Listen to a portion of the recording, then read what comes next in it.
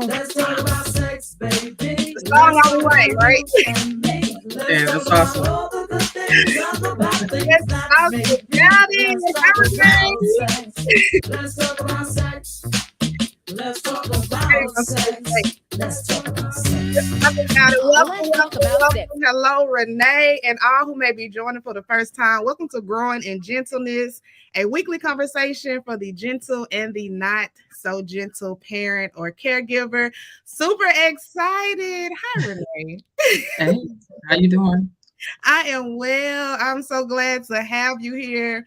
For those who do not know, or you probably can see it on the screen, Renee is a licensed professional counselor and a certified sex therapist. Yes, you heard me correctly.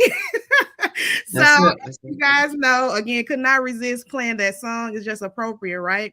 As we talk about the talk today, which can be, a challenge for some parents. And so we just want to talk about that. I want to bring Renee in as an expert on the topic. And so let me turn it over to you to introduce yourself, anything you want to share about you or your background. Let's see. Well, thank you for having me, first of all. And yes, I am a licensed professional counselor and a certified sex therapist. I've been doing therapy now for, man, how long? About close to 20 years now. So working with couples, individuals, mostly women is what I work with, a lot of women who struggle with expressing desire. And I'm passionate about helping them to be able to express themselves freely and unapologetically from the bedroom to the boardroom, and helping them boost their self-esteem, their self-confidence, etc. So yeah, that's what I do. That's what I do. Yeah, so glad you are here. So glad you're here. As Renee said, she usually, focuses on women. But I thought you would be a great voice as well, right? A great lens to this conversation as we focus on parents, right, in this Yes. space. And so for anyone who's watching, whether you're watching live or catching a replay, I would love to know if the talk, right, the conversation about sex, if that's one of comfort or discomfort. Let us know in the chat. Like when it comes to this conversation about having the talk, is it easy? Is it hard? Uncomfortable? You guys let us know. Just drop one word that defines how you feel about this conversation. We're going to jump into the conversation because I feel like this is super important even when it comes to, like I said, whether you are a gentle or not so gentle parent. Listen, this is a conversation that we all have to have. And it's really Mhm. cool to me how it actually connects, or how being a gentle parent or a conscious parent, whatever you want to call it, positive parent, how having this conversation like is so vital, even with the way that we approach it, right? And so, Renee, let me just start with asking you, just tell us a little bit more when it comes to clients that come to you, right, for help Mhm. around the topic of sex. I'm curious to know, have you ever noticed like any type of connections between where they are now and their upbringing when it comes to the conversation or the idea, or you just in general when it comes to sex? Are you noticing any connection with your clients now to their childhood, and what does that look like? Yes. A lot of my clients, I wouldn't say a lot, a majority of the clients, when they were growing up, because some of the questions I ask them is like, who taught you about sex? Mm, And, or did your parents talk to you about sex? And quite a few of them will say, like, no, the parents didn't talk to them about sex at all. It's like that was not a conversation they had in the home. mm, Um, some of them, because of some of those things, and especially like if it's religious based. So if they come from a religious background, the one thing they were told is like, don't do it. You do it, you're going to go to hell, or you don't wait until you get married. So sometimes that tends to stick around for a long time. And when they come and see me, it's like they still have some of those beliefs that are rooted in them. And it's like, okay, I want to have sex, but because what I was taught when I was growing up, it's kind of hard for me to step across that line at this point because of my religious base, because of my belief. I've been told so many times to don't do certain things. Now that I want to do it, there's some guilt behind it, or there's some shame behind that. And mm. so they they struggle with that. Yeah, can we talk about that? Because I know you shared that with me when we kind of talked one-on-one, and that was so interesting when you name, like, even when it comes to like married couples, right? That you are Mhm. supporting through your therapeutic services. How even though now that they are married, that was like that was a really like I never thought about that when you said that. Like, even Yeah. though they are married, they're still struggling in that area because of the way, right, that they were first introduced to sex, being Mhm. being taught that it was a wrong thing. Can you talk a little more about that? 'Cause that was just a very interesting thought that I never had before. Yes, yes, yes. So when it comes to with clients like that, when they come in and they say, "Well, I waited until I got married, but throughout my life, I've been told, don't do it. You're gonna go to hell, this, that, and other. Save yourself for that one special person." And after years of being told that, when I do get married, that switch doesn't just turn off. It's Mm, like now that I'm married, it doesn't mean I'm just gonna go in and just do all the things I want to do or thought I might want to do with my spouse because of what's been told to me for so many years. It's mm, hard to cut that off. So once you say I do, it doesn't mean that you're going to do mm, what you think you're going to do. So it's like, how do we move forward from that? And so a lot of times it takes a lot of, exploring. And when I say exploring, just exploring mentally, exploring with your beliefs and your mm, morals at that point. But that's tough. And a lot of times when I have clients that come in and they're talking about the religious piece, and I say, look, I can't fight with God. So I can't tell you to, do all those things that you want to do. All I can do is help you to come to an understanding as to why you feel this way, or help you to navigate through those emotions that you're feeling mm. about that particular situation. So I can't, my arms are too short to fight with God. So that's the thing. I can't compete with that. Hmm. But I like what you said is more so about increasing their awareness or even their understanding around their own beliefs, right? And that's important Mhm. for all of Yes. us on Yes. any topic to really understand why do we believe the things that we believe, right? And Mhm. so I'm even thinking about for me personally, when I think about this topic, like ideally, will I want my kids to wait into marriage? Absolutely. Like, absolutely, like that Yeah. in our home, right? Faith is a value that we make decisions from. And so, it's no question if that would be my desire for them. Mhm. And I want to, as we talk, not when, because it's already a conversation in our home, even around a 5-year-old and a 2-year-old. I want to talk about that a little more, like, like what that looks like. But as we have these conversations about sex, for me, it's important on how we're talking. When we do like flat out talk about sex, that we make it very clear that sex is not bad. And I think that's what Right. I'm hearing and what you're saying with this. Some of these barriers some of your clients have had is Yes. this narrative that sex is bad and Mhm. sex is not bad, right? I I remember know. when my nieces were growing up, and one of the ways I found myself explaining it to them is like if you think of sex like a car in itself is not bad, right? It gets us where Mhm. we need to go, like it does the things we need it to do. But if you put a drunk driver behind the Oh, wheel yeah. of a car, now the car Mhm. is a weapon, right? That could be Right. very dangerous and hurt people. So it's not sex itself, right? It's how it is used that could be potentially harmful. And so I think that's a very interesting statement you made about how Yeah. the barrier is still there, even for people once they make it to that grand milestone they've been looking forward to. And it's like, hold on, Mhm. these beliefs are still holding me back. So that's very Yeah. interesting. So take us from there, Renee, to when it comes to parents who may be struggling to have this conversation or who don't know where to start or when to start, like what would you say to them? Mhm. I would say start as soon as you can. Um, like you mentioned, you got a 5-year-old and 2-year-old. Mhm. Okay, even at 2, you can start talking about sex in a sense that they understand. I'm not saying you're gonna give them all the mechanics of those Right, things, right. but the thing of it is more so you teach them about their not. Where's your eyes? This little cute game. Show me your nose. Show me your eyes. Okay, you teach them those different body parts, making sure that you're also telling them the proper names of their genitalia. Mhm. That's our One of like, my pet, oh, my yeah, penis. Like, yes, my penis, my scrotum, my yes. vulva. my vagina. And even women still say vagina when they may mean vulva. And I always say vagina is on the inside, vulva is on the outside. Mm, So there's a difference between the two.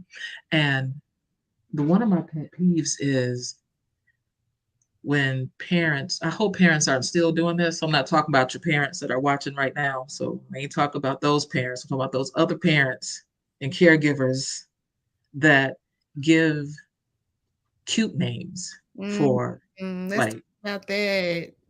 cute names and Mhm, things like that, like food, mm, Tootsie Roll, your candy, your cookie. mm, That's a pet peeve of mine. mm, And just knowing that they're cute and all, but what cute name do you give for your foot? mm, What cute name are you giving for your eyes? You know, give the proper names, because sometimes, and I guess this comes from my background of working with kids who have been abused, mhm.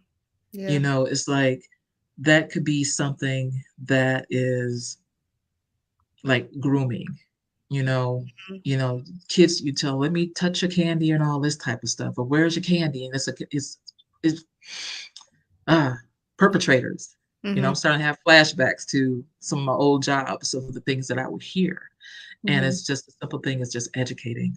So as soon as your child can start talking and you teach them about their toes and their fingers and their noses and their mouths, teach them about those body parts too, and just making sure they know those names. That is very important. Very Absolutely. important. And I'm with you too when it comes even thinking about past clients and circumstances. Like that is so true. And I think we Mhm. have to realize like the conversation about sex is not like this one sit down huge moment that we have with Mm-mm. our kids when they turn a teenager, right? Like this is an Right. ongoing conversation, Ongoing. literally from like when they first when they first come into this world. And like you said, Mhm. it starts with those body parts.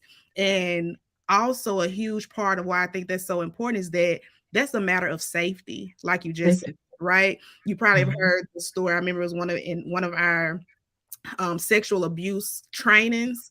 The story was shared about a teacher who had a student who, during story time, the student always shared that her uncle ate her cookie. And the Yeah. teacher, for so long, thought like, oh, it was something very innocent. But that baby Mhm. was reporting abuse and it was Yeah. missed because the proper language was not given Yeah. to that child to be able to name different body parts. Right. So that's literally a matter of safety Safety. when it comes Mhm. to educating our kids on their body parts and knowing that is the beginning of sex education for our Sex kids to be education. able to Right. simply name those parts. So like Right. definitely agree. Definitely agree. Yeah. So if she had told that teacher my uncle is eating my vulva, it's like that's gonna be like, oh, wait a Absolutely. minute. Eating and vulva shouldn't be matched at all. At all. So let's Yeah, protect this child. absolutely. So yeah, simple things like that. Yeah. Very important. Very important. Like I say, it's when I get kind of like going out and hurt somebody else for the things, but it's like, yeah, yeah, it's very important. Very important.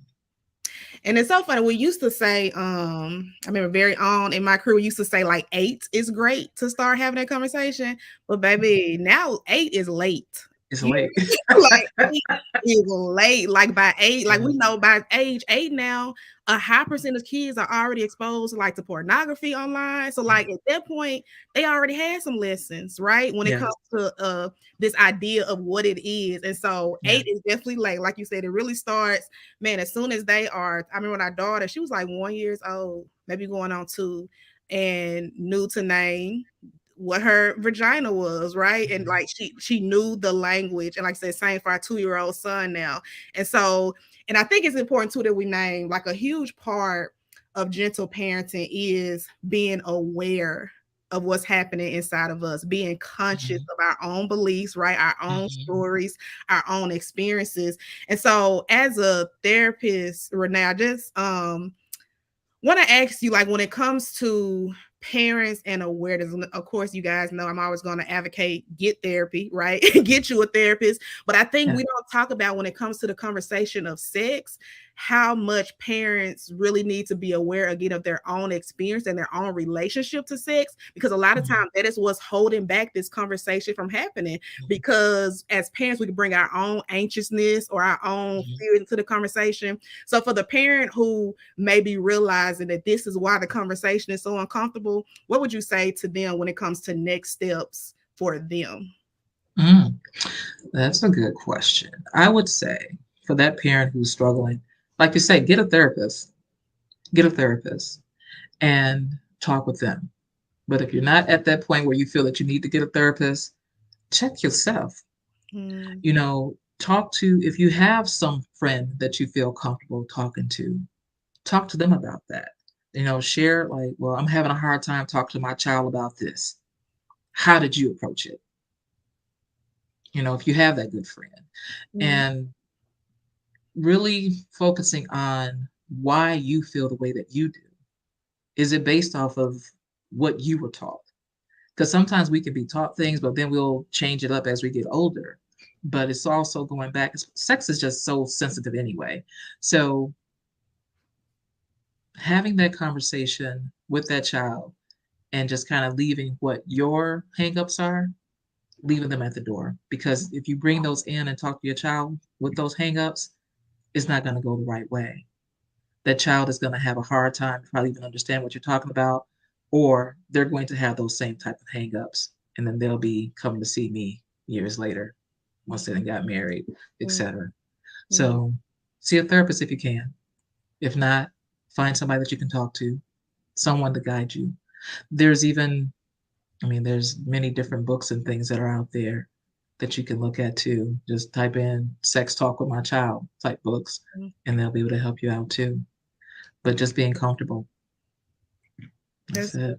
That's good, because that's so necessary, right? Like you said, even if it's not a therapist, which I would recommend, right? But even if it's Mhm, not, having that safe space with somebody in your life and really to begin to, like you said, unpack your own beliefs around mhm. sex, right? Even for me as a believer, listen, like sex is not bad. Like sex is Yeah, very sacred, and it can I just go ahead and say it? Like it's good. Like we have to it change is.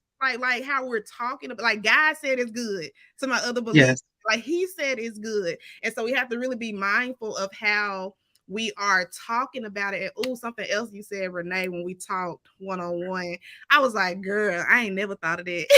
You talked about how as parents, right, we have to be, and again, when it comes to being a gentle or conscious parent, we try to steer away from anything that involves like pain, aggression, or fear when it comes to Mhm, raising our children, right? Because we understand those things don't serve our kids, they don't serve us, mhm, don't serve our relationship, their future. It just doesn't. And so, steering away from pain, aggression, and fear. Why do I say that when it comes to this topic? Because a lot of times we use fear tactics when it comes to this topic, mhm.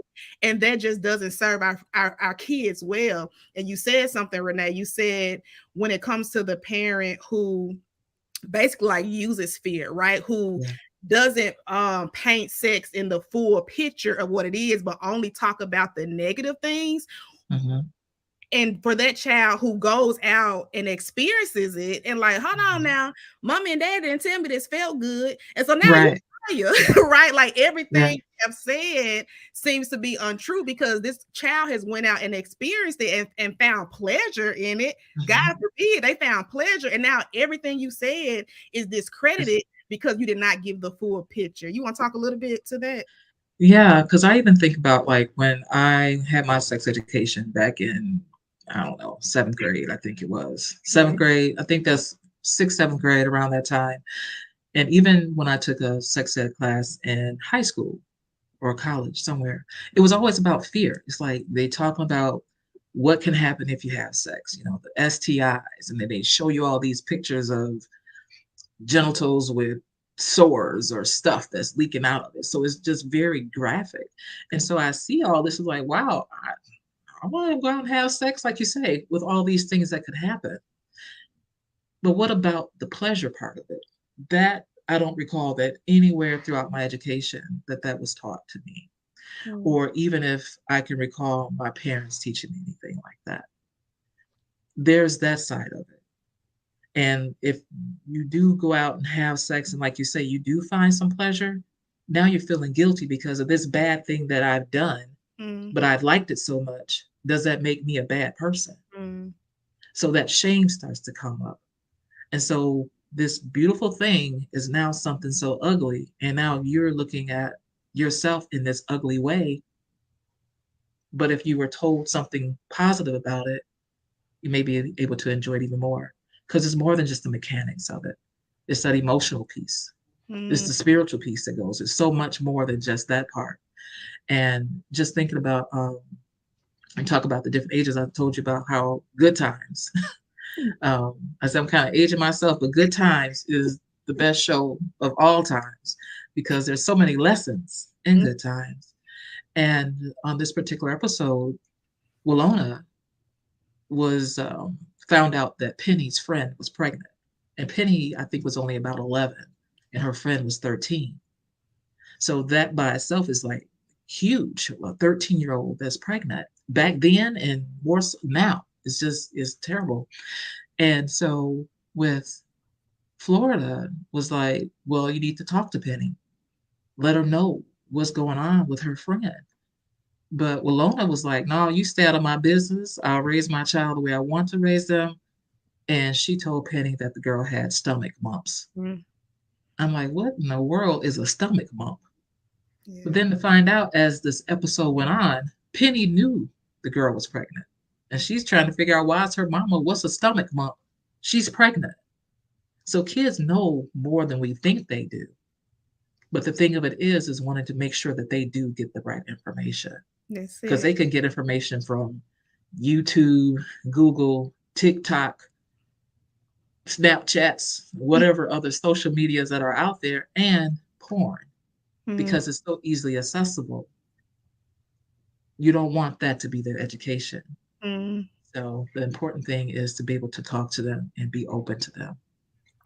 So, And that is so true. And I feel like that's really the bottom line, right? Who do we want our kids to get their information from? And if mhm, we are going to be the source, make sure it is accurate and well-rounded information. Because again, when I think about how me and my husband are raising our kids, like again, our desire is for them to not have sex until married. That is our desire for both of our yeah, children, right? And we want them to be well informed so they can make informed decisions. Like when you talked about the whole when I address like fear based, right? When we use mhm, fear, even how you use the example from Good Times, made me think about this quote. And I'm not sure if I 100% agree with the quote. I feel like it's situational, but it's a quote. I don't know who is it by, but in a nutshell, it's basically saying fear is not a good teacher because the lessons of fear are quickly forgotten. And I mhm, don't think that's the case for all situations, mhm, but it is for a lot of them in the sense mhm, of if I'm only holding on to fear to not do something, if I have another emotion that overrides fear in that moment, right? Like passion or anything, like if I have mhm. that's bigger than fear in that moment, fear is going to be forgotten. And so we Yes, have to use informed information, right? To make sure our kids have what they need to make an informed decision. And I right, think that's right. the bottom line. And when you talked about sex education, I was reading earlier this week that like when it comes to states, what was it? It was around like states that let me get it right. So when it comes to the states, right, the highest teen pregnancy numbers in the country are also for the states with schools who like only teach abstinence-based education or no sex education Mm, at all. That's interesting, right? Because again, mhm, the kids one side of the story. And so even right. though I support abstinence, right, I believe in that, but like for the states who only preach that, they have Yeah, the highest cases or the highest rates of teen pregnancy. And then yeah. when it comes to sex education, I want to say that out of like all the states, only like 13 states show that their material that they're using is medically and scientifically true. when it comes to the Mhm. sex education. So one, we don't want to depend just on sex education alone, right? Mhm. And then two, we want to make sure that our conversations with our kids are well rounded, and we can't Mhm. be waiting until they're in high school. Like over 40% Right. of high school students say they already been sexually active. So why we Yeah. if we're wondering if we're too late to have the conversation, the answer is yes, it's already too Yes. late because we're It's wondering. too late. Yeah. Right, Yeah. right. It's too late. Not too late to have it, but too late to be the one trying to introduce them to the conversation. It's Mhm. already happening. It is Mhm. happening. And so, yes, all very good points. And I think, yeah, I think those are the bottom lines, though. That's it. And I would say open communication. Have that door open. That's it. Just open communication. Be ready for whatever questions they have. Because if I think back to, man, well, my younger sister, there's a big age difference between us. But I remember her friends coming to me asking me about sex. Mm, And I'm like, whoa, hold on a second. Why not ask your mom? mm, My mom would not talk to me about those things. And so what I would do, I'm like, wow, okay. I would give them enough information. mm, Now, please go back to your parent and talk to them about that. Because even though I'm not the parent, but if you're coming to ask me a question, I'm going to give you something because you're curious about it for a reason. mm, So here's this, and please talk to your parents. And so that's the thing. Where are your kids going to get that information too? Got mm. to keep that conversation open with them. Got to keep it open. Absolutely. Now, that And was a while ago, and things have changed to now. There's so much access to so many different things. So being aware of what they're doing. So yeah. yeah. But even with them coming to you, not only were they curious, but they saw you as a safe space, right? Hmm. Yeah. Because kids go and ask questions where they feel safe. And Yeah. unfortunately, for many kids, that's only to the internet. That's the only Yeah. place where they feel safe. And so, like you said, leaving that door open. But the reality is, like, as parents, we cannot be a safe space for our kids until we sort out our own personal Mhm. feelings around this Yeah. topic, right? That brings us Yes. very back to the beginning of this conversation, sorting out our own feelings and beliefs around the Mhm. topic so we can be this safe space. And like you said, that open door, that open conversation from when they are a toddler, naming those body Yes. parts to so when the conversation as it grows is more of a flow and it's smoother, right? And it's less awkward. And we have a Hmm. better opportunity for success because we have been Yeah. talking about sex all along the way versus one sit down, it's time to get Hmm. serious. Everybody like, that's awkward. Like Yeah. I trying to do that, but if we keep it a flow, like again, it's more connection, which is the Yes. goal of our relationship with our kids to be connected to them so they can feel comfortable and talk Hmm. about the hard things with us versus the Hmm. internet or their friends, versus Hmm. feeling like they can come to us and be a place of safety. So Exactly. I agree. Yeah. Yeah. Because even like for me, I got three nieces, 18, they're twins, and then a 10-year-old. I think she's 10. I got to make sure I get that right. She's 10. Yep, she's 10. And so with them, they know TT is going to talk about sex. I'll just come out, look, the 18-year-olds, y'all having sex? TT, I'm just asking. I'm just asking. I said, okay, you don't have to tell me. I said, but if you think about it, or if you are having it, would you come and talk to me about it? Mm, And they're like, yeah, okay. I said, I don't believe you. I said, but I'm here for you. I mm, said, even if you think about it for whatever reason and whatever questions you may have, you got your mom, you got me. We're right here. Ask those questions. The 10-year-old, she's used to it too. So she knows all the body parts. She knows all the things. She will ask me questions out the blue. And I'm like, where did you hear that from? At school. Or I would say the first time, I wouldn't say the first time, but one time I just kind of looked at her and shook my head because she says, TT. I'm like, yeah. My friend has two moms. I said, really? She said she's a lesbian. Okay, where'd you learn that term from? She said, at school. I said, do you know what that means? Hmm. She said, yeah, she's got two moms, so she's got two moms. I said, okay. So for her understanding, I left it at that. I'm like, okay, all right. I didn't want to not answer her question Hmm. or to make sure she knew what she was talking about. So for her, that means two moms right now. Okay, cool. That's good. Let's keep it moving. But if she has any other questions about anything, I will answer it to what's appropriate for her age. That's it. You Ah, know, that's that's so it. good. Yes. That's because she threw me with that. I'm like, y'all talking about this stuff at school? But I'm like, okay, things have changed a lot, Renee, since you were in the Yeah. fifth grade, fourth grade. So it's like, okay, I answer the questions. Mm, And I make sure, as far as information wise, like I mhm. say, you have to make sure age appropriate, of course, That's it. letting them know what it is at that age. And yeah, she kind of got me with that one. I was like, oh, okay. Look, it's so Y'all interesting you name on the that. playground. Y'all talking like this on the playground? Okay. But that's the thing, like, and it's so interesting. You now I'm gonna say this, we can get ready to wrap up. But it's so interesting that you named that. So, like I said, our oldest is 5, right? And just the other day, maybe a week ago, she was just in the bathroom, she was washing her hands, and she said, and well, let me just say what she said first. She in the bathroom, she washing, she like, Mommy, why do some people have two mommies? Mm, And I was like, okay, right. So that's another thing, parent. We have to be mindful of how we mhm. respond because our response Yes. lets them know if we are that space, that safe space, they can keep asking questions, right? So I had to, Mhm, because I'm sitting like, where did she get this out? So I had to wash my face. I'm like, okay, I said, where you, who has two, like, what did you see that at? What did you have mhm, that at? And kind of find out a very popular show that she had watched. One of the characters on there introduced their two mommies. And I was like, mhm. oh, so I would begin, ask questions.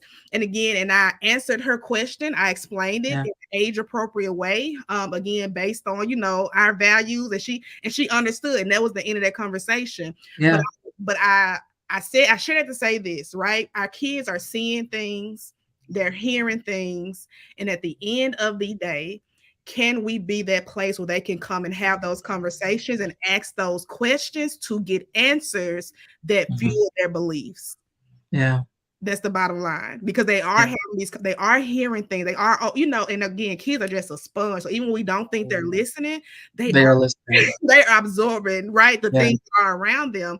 And so the question is, though, when they have those questions, can they come to us? And so again, I'm Mhm. that parent. I have to watch my face because I'm just like, Yes. well, where did Yeah. my face? That could be a turn off, letting you know, oh, I can't say that. And so I we can't say be that. mindful of those things because again, that Mhm, creates or disrupts the safe space that we want to be. So mhm. yeah. Yeah. um, Yeah. yeah. And I like that you said that because you do have to be mindful of your reaction. And again, that goes back to working on your own stuff. So, like you said, they will pick up on a smirk, uh, my raised eyebrow, or whatever, my little crooked smile, like what? Anything, they pick up on that and like immediately, is this safe? If not, oh, never mind. That's real. I don't know. Those are the things. Never mind. Mm-hmm. Nothing. You don't want to hear those things after they come out with something like Yep, that. that's And it's it. based off of your body language. So being mindful. Listen, and Yeah. we're human too, right? So what is it Oh like yeah. to give ourselves grace? So that looks like if I do like what, if I make a Right. stank face or if I, say something that's off-putting, like especially for older kids, like own it. Like, I apologize. Like my Yeah. reaction took me, to a certain place, or that reminded me of something, or I recognize that like own it and apologize Hmm. for that's a repair, right? So we had a Hmm. rupture in our facial expression or our response, Hmm. but we can repair that by owning it and apologizing, right? And Hmm. so, yes, yes, Yeah, yes, I'm a big owner of all things that I do. So it's like, yeah. So yes, that's the thing, being mindful. yes, And again, we are human. Yeah. absolutely. Absolutely. Renee, listen, before you wrap up, I have really enjoyed this conversation. Thank you so much. Is there anything you want to leave with parents when it comes to just any closing final remarks when it comes to parents who are listening to this conversation around having the talk with their kids? Having the talk again, keep that door open. When I say that, just be ready for whatever conversations the kids might want to have. Be prepared to answer questions. If you don't have the answer to the question, let them know. Listen. Like, look, babe, I don't know right now, but give mom or auntie or whomever, give dad a moment, and I'm gonna come back to that question for you. Just be able to answer those questions the best that you can, and check yourself. Check Yeah. yourself and make sure that your stuff doesn't get in the way. So, That's so good. and if I can share, I got a workshop coming up, but Yeah. it's more so, okay, so I do have it's a free workshop and it's going to be virtual. And it's for the moms out there, the women. It's a body image and sexual expression. So if there's any type of shame that's going around you and your body, if it's getting in the way of you enjoying yourself and expressing yourself to your significant other or whomever it may be. And yeah, come join me in my workshop. And you can find my workshop because it's a registration is required. I'm not sure. Can I put that in the chat? I don't know if I can put it in the chat. But Should be able to. You should be able to. let me see here. Is it linked on your social media pages, your registration? It is. It's going to be actually there is. If you go to my Facebook page, you'll see it. It'll be coming up on my Instagram today. Okay. And also I'll be reposting it again on my Facebook page today as well. So Okay. it's a tiny URL, The Naked Truth 2023, but you'll see it there. Okay. And her handles are on the screen on IG at Renea Hunter _ Hunter. My country came out, Renea Hunter.